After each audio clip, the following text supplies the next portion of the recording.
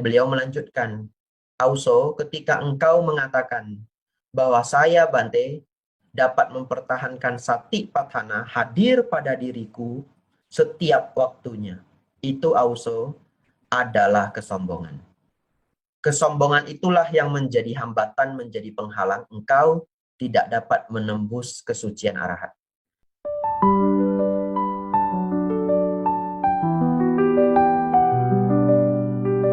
Bapak Ibu Saudara, banyak hal yang akan kita bahas hari ini dan sangat bermanfaat apabila bisa Bapak Ibu ketahui, bisa Bapak Ibu praktekkan dalam kehidupan sehari-hari. Saya mulai dari cerita Bhante Anuruddha.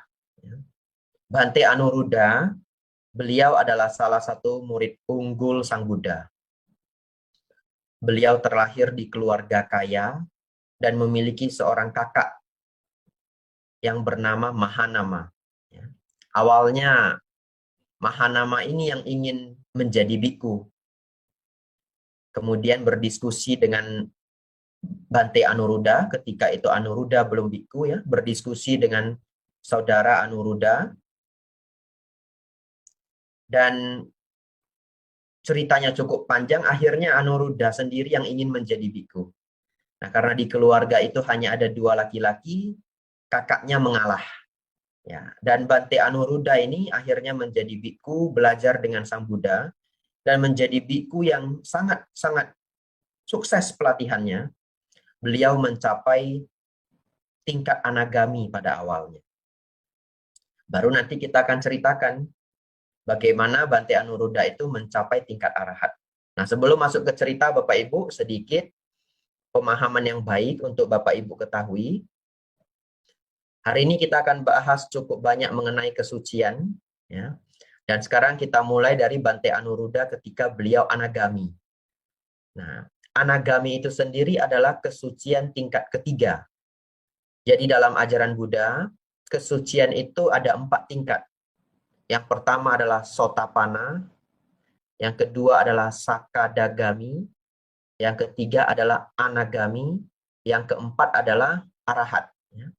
Sotapanna artinya pemasuk arus, Sakadagami artinya ia yang kembali sekali lagi, Anagami artinya yang tidak kembali.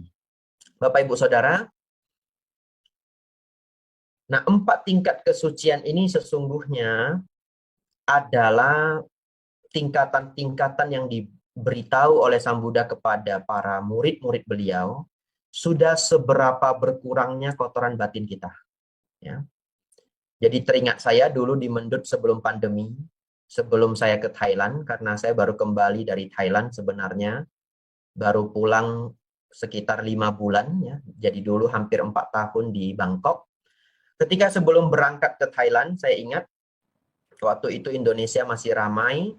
Di Wihara Mendut itu saya pernah didatangi seorang seorang perumah tangga dari Meksiko. Ya, walaupun memang di Mendut itu setiap malam banyak sekali turis. Ketika para samanera biku chanting, kadang para turis itu duduk di belakang. Dan tidak jarang setelah selesai chanting, selesai meditasi, para perumah tangga, para turis senang bertanya dhamma. Satu ketika saya pernah ditanyai dhamma oleh seorang Meksiko, dan dia bertanya, Sir, what is the aim of Buddhism? Ya, jadi dia panggil saya Bapak ya, Bapak, apa tujuan utama ajaran Buddha? Nah, saya pikir ini baik saya ceritakan di Bali ya, karena tidak jarang Bapak Ibu ketemu bule. Jadi kalau tiba-tiba ditanyakan, Sir, ma'am, what is the aim of Buddhism? Bapak Ibu tahu jawaban yang bagus, sederhana untuk mereka. Dan waktu itu saya menjawab kepada ibu dari Meksiko ini, the aim of Buddhism is actually, jadi tujuan utama ajaran Buddha sesungguhnya adalah berkurangnya kemarahan, berlatih untuk mengurangi kemarahan, hingga lenyapnya kemarahan. Berlatih untuk mengurangi keserakahan, hingga lenyapnya keserakahan, dan berlatih mengurangi ego, hingga lenyapnya ego. Nah, kita sederhanakan lagi. Jadi tujuan praktik dhamma adalah mengurangi kemarahan, mengurangi keserakahan, dan mengurangi ego atau kebodohan batin. Nah, jadi ini adalah 3 dasar ajaran Sang Buddha. Jadi ketika kita membahas Dhamma di bagian manapun, tujuan utamanya adalah berusaha untuk mengurangi kemarahan, keserakahan, dan ego. Nah, sekarang kita pagi ini, kita mendengar bahwa kesucian itu dibagi menjadi 4. Sotapana, Sakadagami, Anagami, dan Arahat. Sesungguhnya, ini juga adalah standar-standar yang dibuat oleh Sang Buddha agar kita paham sudah seberapa jauh kemarahan, keserakan, dan ego kita berkurang. Nah, nanti sepanjang pembahasan ini, Bapak Ibu akan lebih memahami apa yang saya maksud. Bapak Ibu Saudara, satu ketika Bante Anuruddha, yang mana beliau sudah mencapai tingkat ketiga dalam kesucian, yaitu tingkat Anagami, beliau mendatangi Bante Sariputta. Nah, kalau di Rupang di Wihara Buddha Sakyamuni, saya tidak tahu karena tidak terlihat di layar ya. Kalau di sebelah kanan Sang Buddha ada seorang biku di sana sedang beranjali, itu Bante Sariputta. Ya. Kalau tidak ada, nanti silakan cari di wihara yang lain. Atau Bapak Ibu bisa cek Google ya, tulis Dharmasala Wihara. Sering ada 2 biku di kiri dan kanannya. Sebelah kanan Sang Buddha adalah Bhante Sariputta. Beliau dikenal sebagai murid Sang Buddha yang paling bijaksana, yang kebijaksanaannya hanya 1 tingkat di bawah Sang Buddha. Kemudian sebelah kiri ada Bhante Moggallana. Bhante Moggallana itu yang terkenal paling sakti di antara seluruh murid Sang Buddha. Juga sama, kesaktian beliau hanya 1 tingkat di bawah Sang Buddha. Bapak Ibu Saudara, Bhante Anuruddha mendatangi Bhante Sariputta untuk bertanya Dhamma. Jadi kalau Bapak Ibu berdiskusi Dhamma, ternyata itu juga sudah dilakukan sejak zaman Sang Buddha oleh para biku. Nah, kemudian Bhante Anuruddha mendatangi Bhante Sariputta kemudian bertanya demikian. Bhante, saya memiliki beberapa hal yang ingin saya tanyakan. Kenapa Bhante? Saya yang dapat melihat seluruh isi alam semesta seperti halnya di telapak tanganku, dan ketika aku melihat telapak tanganku seperti melihat seluruh isi alam semesta. Tapi kenapa Bhante? Saya belum bisa mencapai arahat. Ini pertanyaan yang pertama. Jadi Bhante Anuruddha terkenal sebagai biku yang kemampuan mata dewanya itu terunggul dari seluruh murid Sang Buddha. Jadi mata dewa itu salah satunya adalah bisa melihat seluruh isi alam semesta, planet dan bintang-bintang dari tempat yang jauh misalnya. Nah, Bapak Ibu Saudara, kemudian Bhante Anuruddha lanjut lagi bertanya. Oh Bhante Sariputta, mengapa Bhante? Saya memiliki kemampuan. Kapanpun saya mau, saya dapat masuk ke dalam jana pertama, kedua, ketiga, dan keempat. Dan kapanpun saya mau, saya dapat keluar dari jana keempat. Nah, ini artinya adalah beliau sudah mencapai tingkat meditasi yang sangat tinggi. Dan juga dengan kontrol yang luar biasa baik, kapanpun beliau ingin masuk ke dalam tingkat samadhi itu, beliau bisa. Kapanpun beliau akan keluar dari tingkat samadhi itu, beliau juga bisa. Tapi mengapa, Bhante? Mengapa saya belum mencapai arahat? Kemudian pertanyaan terakhir. Oh Bhante, saya Bhante dapat mempertahankan satipatthana hadir setiap waktunya pada diriku. Namun kenapa Bhante? Saya belum bisa mencapai arahat. Nah Bapak Ibu Saudara, kemudian Bhante Sariputta memberi nasihat yang sangat luar biasa. Beliau menjawab demikian. Oh Auso, jadi Auso itu adalah cara panggil biku senior ke biku junior yang artinya lebih kurang adalah sahabat. Ya. Auso, ketika engkau mengatakan, oh Bhante, aku dapat melihat seluruh isi alam semesta seperti halnya melihat telapak tanganku sendiri, dan aku dapat melihat seluruh isi alam semesta seperti halnya melihat telapak tangan. Itu Auso, itu adalah kesombongan. Oh Auso Anuruddha, ketika engkau mengatakan, oh saya Bhante dapat masuk, kapanpun saya mau, saya bisa masuk ke dalam jana keempat. Dan kapanpun saya mau, saya dapat keluar dari jana keempat. Itu Auso, adalah kesombongan. Kemudian beliau melanjutkan, Auso, ketika engkau mengatakan bahwa saya Bante dapat mempertahankan sati patthana hadir pada diriku setiap waktunya. Itu Auso adalah kesombongan. Kesombongan itulah yang menjadi hambatan, menjadi penghalang engkau tidak dapat menembus kesucian arahat. Nah, Bapak Ibu Saudara, di sini kita belajar cukup banyak informasi dari kisah ini ya. Bahkan seorang yang sudah mencapai tingkat kesucian ketiga, anagami, yang mana kalau Bapak Ibu pahami, anagami itu sangat luar biasa. Seorang anagami itu kemarahannya sudah lenyap. Jadi kalau Bapak Ibu bertemu seorang anagami, Bapak Ibu apain pun ya, bahkan di dalam suta dikatakan misalkan digergaji pun tangannya, ya, ataupun di bagaimanapun, seorang anagami itu tidak akan marah. Kemudian seorang anagami juga sudah tidak memiliki nafsu ragawi. Jadi ini adalah tingkatan yang sangat luar biasa tinggi. Coba Bapak Ibu bayangkan seberapa sulitnya seseorang untuk tidak marah. Dan itu tidak marahnya seorang anagami atau seorang anagami yang tidak memiliki kemarahan berbeda dengan seseorang yang jarang marah atau berbeda dengan seseorang yang pintar menahan marah. Karena menahan marah beda dengan tidak ada kemarahan di dalam batin, ya. Kalau menahan marah barangkali Bapak Ibu masih bisa. Sudah marah sebenarnya, tapi ditahan sehingga Bapak Ibu kelihatan sabar. Dan itu pun adalah latihan yang baik ya. Menahan marah pun adalah latihan yang baik. Latihan yang lebih baik lagi adalah bisa meredakan kemarahan itu. Dan tingkat yang jauh lebih baik lagi seperti halnya seorang anagami, tidak ada lagi kemarahan di dalam batinnya. Namun Bapak Ibu Saudara, walaupun sudah tidak ada kemarahan di dalam batin beliau, ternyata masih ada ego atau kesombongan. Jadi itu informasi untuk kita juga bahwa ternyata ego atau kesombongan itu sulit ditaklukkan ya, bahkan bagi seorang anagami.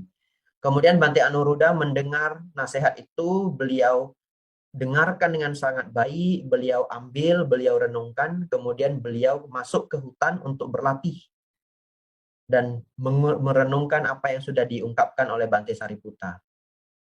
Nah, setelah mendengar nasihat itu, setelah beberapa waktu beliau mencapai arahat. Nah, Bapak Ibu Saudara, ini kisah yang sangat baik ya. Jadi kita juga belajar bahwa bahkan seorang anagami itu perlu mendapatkan nasihat dari biku yang lebih bijaksana agar mereka latihannya bisa lebih maju. Dan akhirnya Bante Anuruddha mencapai arahat. Seseorang yang telah mencapai arahat, tugasnya sudah selesai. Tidak ada lagi pelatihan yang perlu dilakukan. Karena pencapaian arahat itu adalah pencapaian nibbana. Dan Sang Buddha sendiri adalah seorang arahat. Oleh karena itu Bapak Ibu sering mengucapkan Namo tassa bhagavato arahato. Betul ya? Jadi arahato artinya arahat. Bapak Ibu Saudara, setelah kita mendengarkan kisah mengenai Bante Anuruddha yang berjuang mencapai arahat, kita kembali pada topik kita ya, bagaimana agar kehidupan tak terlewati sia-sia.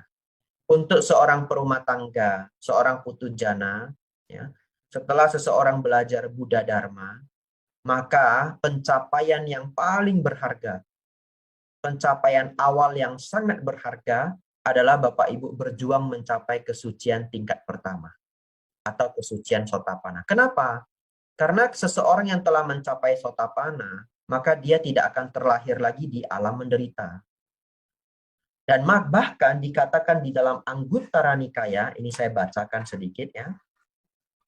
Ini adalah syair yang saya kutip dari Anguttara Nikaya, tidak saya ubah agar Bapak Ibu bisa mendengar bagaimana Sang Buddha menjelaskan tentang kualitas seorang Sotapanna.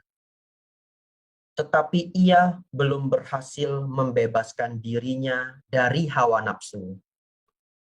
Ia telah terbebas dari kelahiran kembali sebagai makhluk neraka, hantu, binatang, dan asura. Ia dipastikan menjadi arahat setelah mengalami kelahiran kembali maksimum 7 kali. Nah, nanti akan saya baca sekali lagi agar Bapak Ibu paham, tapi saya jelaskan. Tetapi ia belum berhasil membebaskan dirinya dari hawa nafsu. Artinya seorang Sotapanna masih ada hawa nafsu. Oleh karena itu, di dalam kisah-kisah Dhamma, tidak jarang juga seorang Sotapanna masih memiliki istri atau memiliki suami. Karena memang seorang Sotapanna masih ada hawa nafsu. Nah, kapan hawa nafsu itu lenyap? Hawa nafsu itu lenyap ketika seseorang mencapai anagami, seperti yang tadi saya jelaskan di awal. Nah, kemudian ia telah terbebas dari kelahiran kembali sebagai makhluk neraka, hantu, binatang, dan asura. Nah, ini adalah hadiah atau pencapaian yang sangat besar ya bagi kita yang seorang putu jana yang belum mencapai kesucian, yang harus masih banyak mengarungi samsara, lahir dan mati.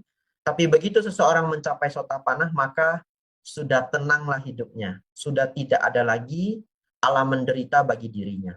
Jadi alam neraka tertutup, alam hantu tertutup, alam binatang tertutup, alam asura tertutup. Siapa yang menutup, Bante? Nanti saya jelaskan di belakangnya. Ya, apa yang saya maksud dengan alam neraka tertutup, alam hantu tertutup, alam binatang tertutup, alam asura tertutup.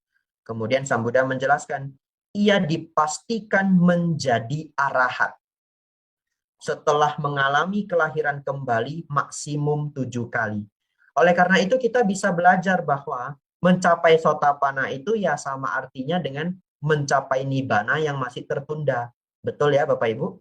Karena dikatakan oleh Sang Buddha, ia dipastikan menjadi arahat setelah mengalami kelahiran kembali maksimum 7 kali.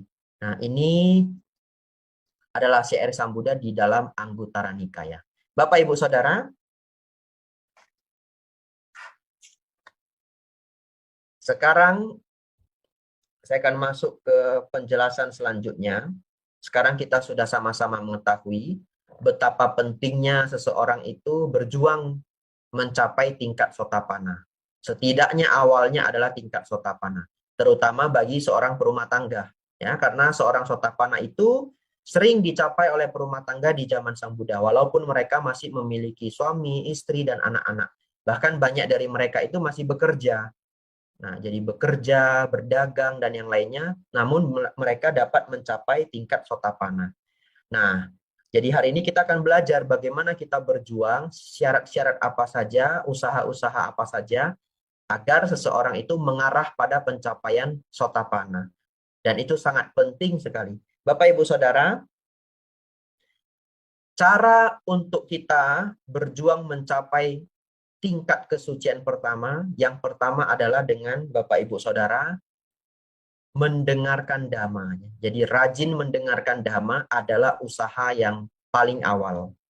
Loh, kenapa mendengarkan dhamma, Bante? Karena coba Bapak Ibu renungkan, mendengarkan dharma itu adalah cara awal untuk pencapaian kesucian. Bahkan arti kata sotapanna adalah pemasuk arus, yang masuk ke dalam arus dhamma. Dan bagaimana kita masuk ke dalam arus dhamma? Tentu dengan mendengarkan dhamma.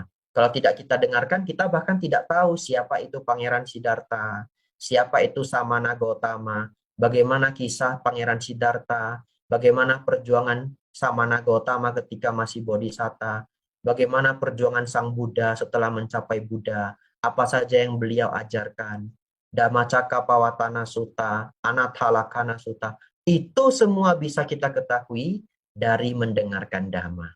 Bahkan satu kisah yang luar biasa adalah kisah mengenai Bante Sariputta. Dulu beliau belum menjadi murid Sang Buddha. Beliau adalah seorang pertapa yang awalnya mengikuti ajaran Sanjaya. Bagaimana ajaran pertapa Sanjaya? Ajaran pertapa Sanjaya disebut pertapa geliat belut. Ya. Kenapa disebut geliat belut? Karena pertapa Sanjaya ini sangat unik. Kalau Bapak Ibu datang meminta nasihat kepada pertapa Sanjaya, Bapak Ibu tanya, oh pertapa, apakah neraka ada? Maka Sanjaya ini akan menjawab begini, kalau Bapak atau kalau Ibu berpikir neraka itu ada, maka saya akan menjawab neraka itu ada. Kalau Bapak atau Ibu berpikir neraka itu tidak ada, maka saya akan menjawab neraka itu tidak ada. Itu jawabannya. Nah, itulah Sanjaya ya. Oleh karena itu dikenal dengan pertapa geliat belut.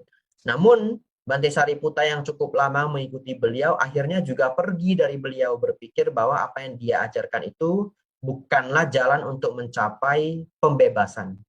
Nah, ketika Bante Sariputa mengembara, beliau bahkan berpisah dengan Bante Moggallana karena mereka membuat kesepakatan kita jalan berpisah saja karena mereka itu best friend ya, teman sangat baik. Kita jalan berpisah saja dan bagi siapa yang duluan menemukan guru yang baik, kita akan cepat-cepat saling memberitahu. Satu ketika Bante Sariputa bertemu Bante Asaji di pertengahan jalan. Nah, kemudian dia melihat begitu anggun seorang biku ini. Dia juga tidak kenal siapa biku ini. Tapi melihat biku ini jalan, kemudian melihat cara body language dari biku ini, semuanya sangat anggun. Itu membuat Sariputa yang saat itu belum menjadi murid Sang Buddha, jadi sebenarnya baik saya panggil sebagai Samana Sariputa, ya, belum menjadi biku pada saat itu. Samana Sariputa ini menjadi terkagum-kagum, kemudian mendekati Bante Asaji dan bertanya, "Oh biku, bolehkah saya bertanya apa yang Anda ajarkan atau siapakah guru Anda?" Nah, itu pertanyaannya lebih kurang seperti itu. Kemudian Bante Asaji kemudian mengungkapkan bahwa saya adalah murid Samana Gotama, ya, murid di bawah beliau. Kemudian Bante Sariputa meminta, ajarkan aku sedikit apa yang diajarkan oleh Buddha Gotama. Kemudian Bante Asaji menjelaskan, sedikit saja, satu kalimat saja bahkan. Segala sesuatu yang berkondisi secara alamiahnya memiliki kemunculan. Segala sesuatu yang berkondisi secara alamiahnya memiliki kepadaman. Nah, satu kalimat seperti ini, Bante Sariputa mencapai Sotapanna. Jadi bahkan kita bisa melihat Bante Sotapanna dulu mencapai Sotapanna dari mendengarkan Dhamma. Jadi usaha pertama yang Bapak Ibu perlu praktekkan adalah mendengarkan Dhamma. Usaha yang kedua Bapak Ibu adalah mengembangkan sadha atau keyakinan. Mengapa demikian? Karena kalau kita tidak memiliki keyakinan yang kuat, ya, belum tentu kita bisa menerima apa yang diajarkan sang guru. Ya. Oleh karena itu, keyakinan yang kuat itu penting sekali. Ini mirip dengan ketika Bapak Ibu masih sekolah dulu, kalau Bapak Ibu masih ingat ya, kalau ada guru yang kita sukai, guru yang kita hargai, guru yang kita hormati, apapun yang guru itu ajarkan, kita dengarkan dengan sangat baik. Oleh karena itu, itulah bagaimana keyakinan itu membantu kita belajar Dhamma. Namun, keyakinan dalam ajaran Sang Buddha itu bukan keyakinan yang membuta. Ya. Jadi keyakinan dalam Dhamma itu adalah keyakinan yang lahir setelah kita mendengarkan Dhamma dengan baik, kita renungkan, kita diskusikan, dan apabila itu adalah perenungan itu membawa pada kesimpulan yang baik, itu meningkatkan keyakinan kita. Jadi keyakinan dalam ajaran Buddha adalah keyakinan yang berlandaskan kebijaksanaan. Nah, usaha yang pertama mendengarkan Dhamma, usaha yang kedua adalah meningkatkan keyakinan. Usaha ketiga Bapak Ibu adalah mempraktekkan sila. Ya. Dan usaha yang keempat adalah mempraktekkan berdana. Tapi berdana ini perlu diingat. Berdana ini artinya praktek berbuat baik. Ya. Praktek berbuat baik itu tidak hanya uang. Ya. Juga termasuk ketika kita mengeluarkan tenaga, misalkan memberikan tenaga untuk membantu wihara, ya. Misalkan para panitia wihara, kemudian Romo Ramani, mempersiapkan program acara, mempersiapkan puja bakti. Nah ini juga baik saya ceritakan kepada Bapak Ibu semuanya, bahwa misalkan hari ini Bapak Ibu punya kesempatan belajar Dhamma, coba lihat sekelilingnya. Bapak Ibu bisa melihat itu asana yang tersusun rapi ya, walaupun belum ada yang masih ada yang kosong. Nah, itu disusun oleh para panitia sebelum Bapak Ibu datang ya. Para panitia harus menyusun tempat duduk, menyusun kamera, kemudian mempersiapkan acara, moderator harus menghafal beberapa runtutan acara. Itu semua adalah berdana. Berdana tenaga, berdana waktu. Nah, juga memberi nasihat yang baik adalah berdana. Bahkan mengajarkan dhamma kepada mereka yang membutuhkan juga adalah praktek berdana. Jadi 4 praktek ini Bapak Ibu, mendengarkan dhamma, mengembangkan keyakinan, mempraktekkan sila, dan mempraktekkan dana, Ini adalah usaha awal agar kita bisa lanjut ke proses selanjutnya dalam pencapaian Sotapanna. Sekarang ada satu hal yang sangat baik akan saya ceritakan. Kenapa? Kenapa seseorang ketika mencapai Sotapanna, alam menderita itu tertutup bagi dirinya. Seperti yang tadi saya jelaskan. Alam neraka tertutup, alam binatang tertutup, alam hantu tertutup, alam asura tertutup. Jadi apabila Bapak Ibu mencapai Sotapanna, Bapak Ibu tidak akan terlahir di alam-alam itu. Kenapa demikian? Nah, ini perenungan yang sangat baik. Bapak Ibu Saudara, seseorang bisa lahir di alam binatang karena dia mengembangkan sifat-sifat alam binatang. Seseorang dapat terlahir di alam hantu atau alam peta karena ia mengembangkan atau terkembang dalam dirinya sifat-sifat dari alam hantu atau alam peta. Dan juga sama, seseorang dapat terlahir di alam neraka karena berkembang karakter-karakter alam neraka. Bagaimana maksudnya? Nah, coba kita lihat. Bagaimana sifat di alam binatang? Sifat di alam binatang itu mereka memiliki karakter yang besar makan yang kecil. Jadi di alam binatang itu alam yang sangat buas. Jadi kalau binatang yang lebih besar, pokoknya dia melihat binatang yang lebih kecil, langsung dia makan. Ya, kalau Bapak Ibu pernah melihat dokumentasi-dokumentasi ikan di laut, itu terlihat jelas sekali. Ikan besar makan ikan kecil. Ikan kecil makan ikan yang lebih kecil lagi. Seperti itulah proses hidup di alam binatang. Nah, terkadang ada manusia-manusia yang mengembangkan sifat alam binatang itu. Bagaimana? Setiap kali dia melihat orang yang lebih lemah, pasti dia makan, ya. Melihat orang yang lebih lemah akan dia tindas. Bahkan mungkin sudah dia kembangkan sejak dia sekolah. Ketika sekolah melihat temannya yang lebih kecil, dia bully begitu. Nanti sudah besar, misalkan dia berdagang, setiap ada pedagang yang lebih kecil, langsung dia makan. Dan bahkan orang seperti itu bisa menjadi penipu yang memakan orang-orang yang lebih bodoh dan yang lainnya. Jadi kalau Bapak Ibu Saudara, seseorang mengembangkan sifat ini, yang besar makan yang kecil, itu adalah salah satu sifat alam binatang. Kemudian apalagi sifat alam binatang? Alam binatang ini memiliki nafsu yang sangat tinggi. Kemudian sifat keras kepala. Ya, alam binatang ini memiliki sifat yang sangat keras kepala misalkan. Nah Bapak Ibu Saudara, coba Bapak Ibu renungkan pelan-pelan, ketika seseorang mendengarkan dhamma, mempraktikkan sila, meningkatkan keyakinan, mempraktikkan kebaikan hati, metta karuna mudita. Sifat-sifat alam binatang ini pelan-pelan hilang pada diri kita. Ya.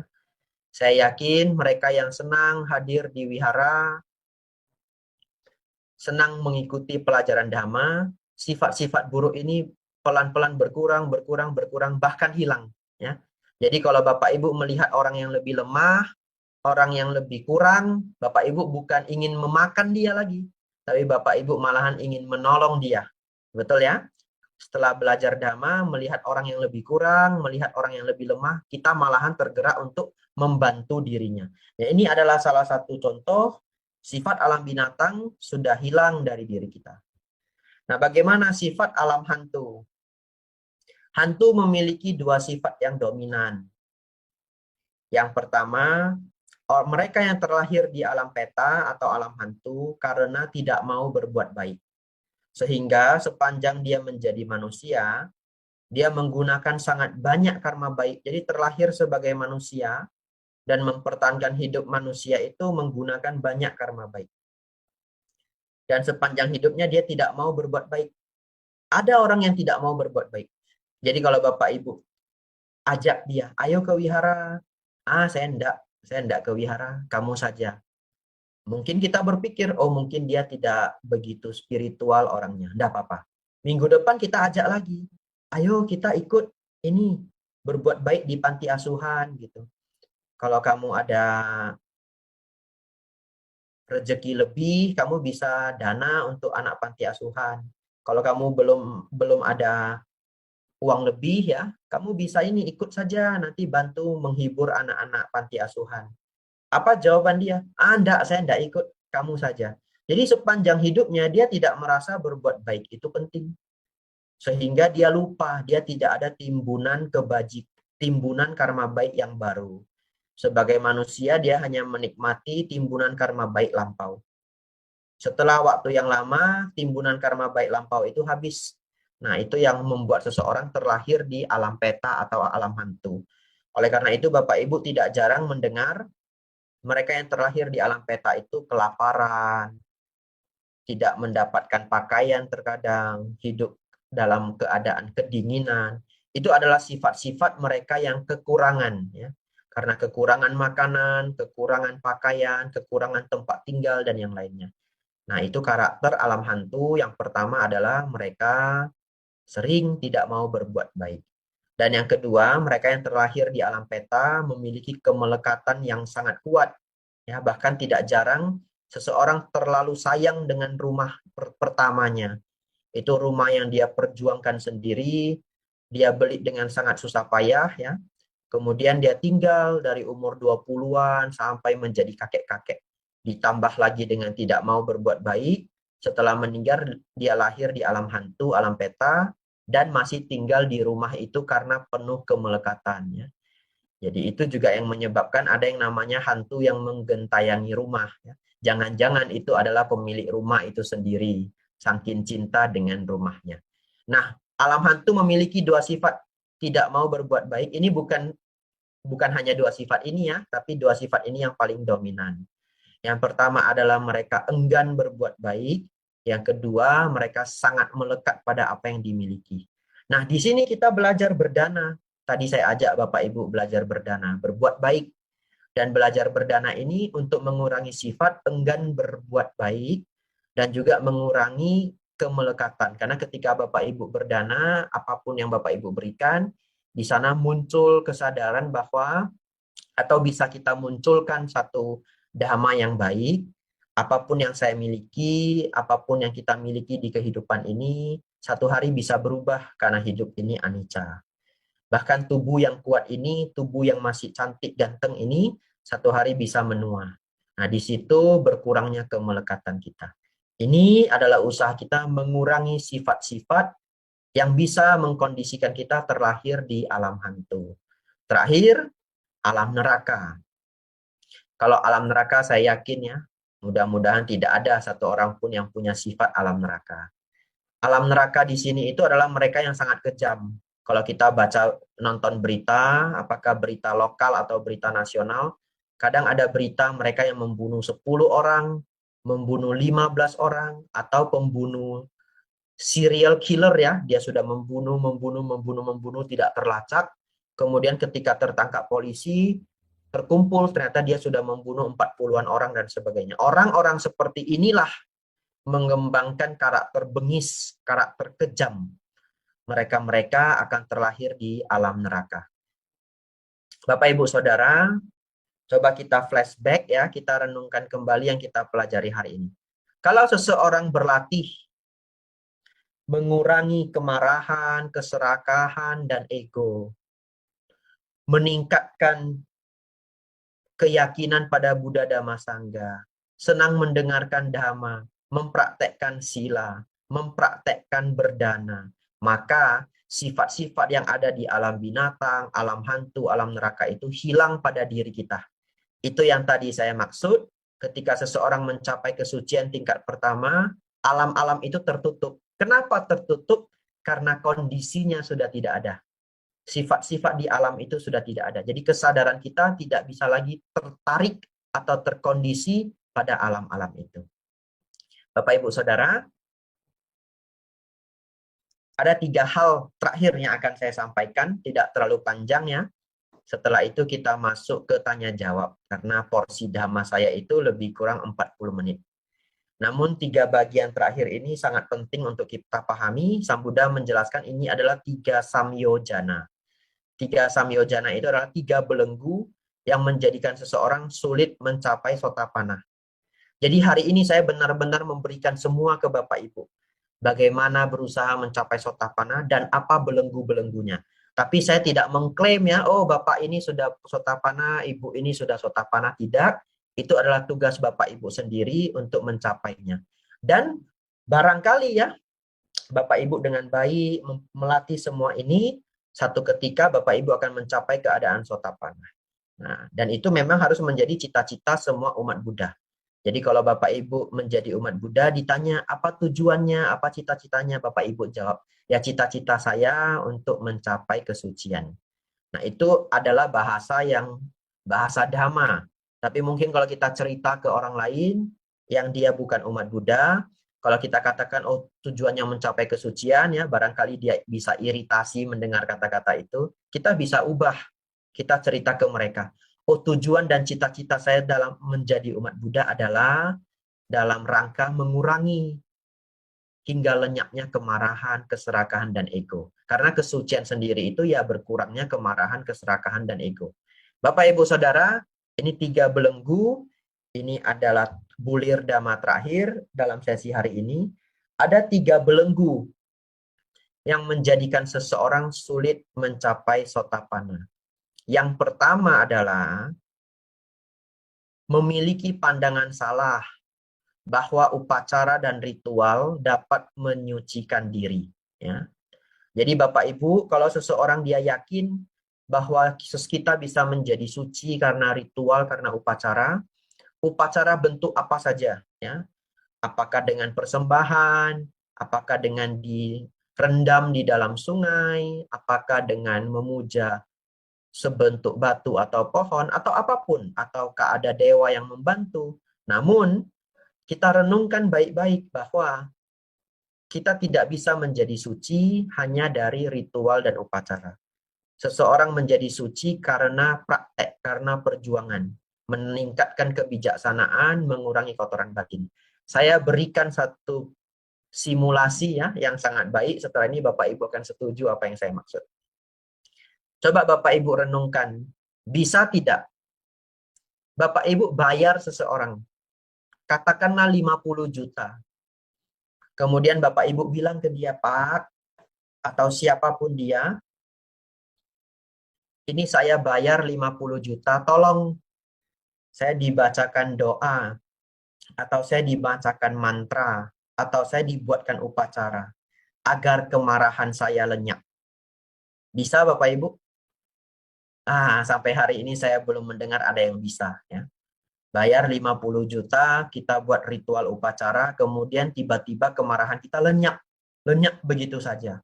Tidak akan bisa Bapak Ibu. Ya. Bahkan kalau Bapak Ibu datang ke seorang biku, Bante, tolong saya dibacain parita, Bante, supaya kemarahan saya hilang. Juga nggak ada parita yang bisa saya bacakan, setelah dibacakan Bapak Ibu kemarahannya hilang. Tapi kemarahan kita hanya bisa berkurang. Ya. Kalau kita mau mempraktekkan metta, karuna, mudita, upekha, mau belajar mendengarkan dhamma, merenungkan dhamma, mendiskusikan dhamma, dan bermeditasi. Dengan upaya-upaya itu ditambah dengan praktik sila dan praktik dana, dari waktu ke waktu kemarahan kita berkurang. Saya yakin Bapak Ibu silakan renungkan. Coba renungkan Bapak Ibu yang sudah rajin datang ke wihara. Bapak Ibu yang hari ini dengan Bapak Ibu yang 5 tahun yang lalu, apakah mengalami kemajuan? Saya yakin mengalami kemajuan. Saya yakin di antara yang datang ada yang dalam hati berpikir, iya ya, saya dengan diri saya yang 5 tahun yang lalu, kemarahan saya sudah berkurang. Saya yang dengan diri saya yang 3 tahun yang lalu, kemarahan saya sudah berkurang. Dulu, kalau saya dicela sedikit saja, saya sudah marah. Dulu, kalau saya dinasehati atau dikritik, saya sudah kesal. Sekarang sudah berkurang. Dicela, saya bisa menerima. Dikritik, saya bisa mendengar, kemudian saya renungkan. Itu adalah perkembangan Bapak Ibu, dan itu tidak didapatkan dari ritual dan upacara apapun, tapi itu didapatkan dari praktek dhamma. Belenggu yang pertama, pemahaman salah bahwa upacara dan ritual dapat menyucikan diri. Bahasa Pali ini disebut sila bata paramasa. Belenggu yang kedua adalah wicikicah, keragu-raguan. Nah, ini karena ragu apakah Sang Buddha benar-benar mencapai kesempurnaan atau tidak. Apakah Sang Buddha benar-benar mencapai arahat atau tidak, begitu. Nah, keragu-raguan ini hanya bisa hilang kalau Bapak Ibu rajin mendengarkan dhamma. Ya, Bapak Ibu rajin mendengarkan dhamma pelan-pelan, para biku, para romo ramani ataupun upasaka yang baik, mereka menjelaskan kualitas-kualitas dari Sang Buddha. Dan setelah Bapak Ibu sering mendengarkan ajaran Sang Buddha, kalau kita sudah melihat guru Buddha ini mengajar dengan sangat luar biasa, muncul dan timbul keyakinan yang berdasarkan dari pemahaman, berdasarkan dari kebijaksanaan. Nah, memahami ajaran Sang Buddha secara spesifik, memahami kama wipaka, memahami punarbawa atau kelahiran kembali, memahami baik dan buruk, memahami 4 kebenaran mulia, ini adalah cara melenyapkan keraguan-raguan. Nah, yang terakhir Bapak Ibu adalah Sakkaya Ditthi, ya, belenggu yang ketiga yang menjadikan seseorang sulit mencapai Sotapanna adalah Sakkaya Ditthi. Sakkaya Ditthi ini adalah pemahaman salah tentang aku, ya. Dan hari ini saya jelaskan bagaimana 2 pemahaman salah tentang aku. Walaupun sesungguhnya bisa lebih dari ini, tapi 2 ini yang paling gampang kita pahami. Yang pertama adalah mereka yang berpikir bahwa setelah hancurnya tubuh tidak ada lagi kehidupan. Ya, jadi setelah mati ya sudah nggak ada lagi. Habis sudah, tutup, the end gitu. Nah, orang yang berpikir seperti ini tidak akan mau menerima hukum karma. Karena bagi mereka setelah meninggal, mati, habis gitu. Dan orang yang seperti ini bisa, kalau mereka menjadi jahat, bisa menjadi sangat jahat ya. Kalau mereka menjadi jahat. Walaupun tidak juga semua orang berpaham seperti ini, lantas menjadi jahat. Tapi kalau mereka yang berpaham seperti ini, setelah hancurnya tubuh tidak ada lagi kehidupan, atau setelah kematian tidak ada lagi kehidupan, ya. Kalau mereka menjadi jahat, mereka bisa menjadi sangat jahat. Dan mereka yang memiliki keyakinan ini juga tidak bisa belajar dhamma. Karena mereka yakin setelah mati sudah habis semuanya. Ini adalah pemahaman salah tentang diri yang pertama. Pemahaman salah tentang diri yang kedua adalah sebaliknya. Berpikir bahwa ada satu hal yang kekal di dalam diri kita. Apa maksudnya satu hal yang kekal ya? Jadi satu hal yang kekal itu dalam bahasa Dhamma di zaman Sang Buddha disebut atta atau atman. Jadi mereka yakin setelah hancurnya tubuh, atau seseorang yakin setelah hancurnya tubuh atau setelah kematian, di dalam tubuh kita itu ada satu hal yang kekal, tidak pernah lenyap, tidak pernah mati, keluar dari tubuh kita, kemudian melanjutkan reinkarnasi. Tapi Sang Buddha menjelaskan bahwa sesungguhnya tidak ada hal seperti itu. Ya. Kehidupan kita ini hanyalah kesadaran. Ketika kita mati di sini, kesadaran kita lenyap di sini, muncul lagi di tempat lain. Nah, untuk penjelasannya itu penjelasan sangat panjang ya, itu bisa jadi satu kelas SPD yang baru kalau saya jelaskan dengan lengkap. Namun saya jelaskan dengan sederhana, ini adalah 2 pandangan salah tentang diriku, tentang aku. Yang pertama adalah berpikir bahwa setelah hancurnya tubuh, lenyaplah sudah semuanya. Kekeliruan yang kedua adalah setelah ada satu hal yang kekal di dalam diri kita, ya, setelah kita mati, ya kekal inilah yang melanjutkan perjalanan. Lahir mati, lahir mati, lahir mati. Keduanya juga adalah pandangan salah tentang aku. Yang benar adalah diri ini adalah kesadaran yang terperangkap dalam permainan dari batin dan jasmani. Dan bahkan seluruh kesadaran-kesadaran ini adalah satu hal yang maya ya, digambarkan oleh Sang Buddha. Kehidupan ini sesungguhnya seperti halnya sebuah mimpi yang panjang.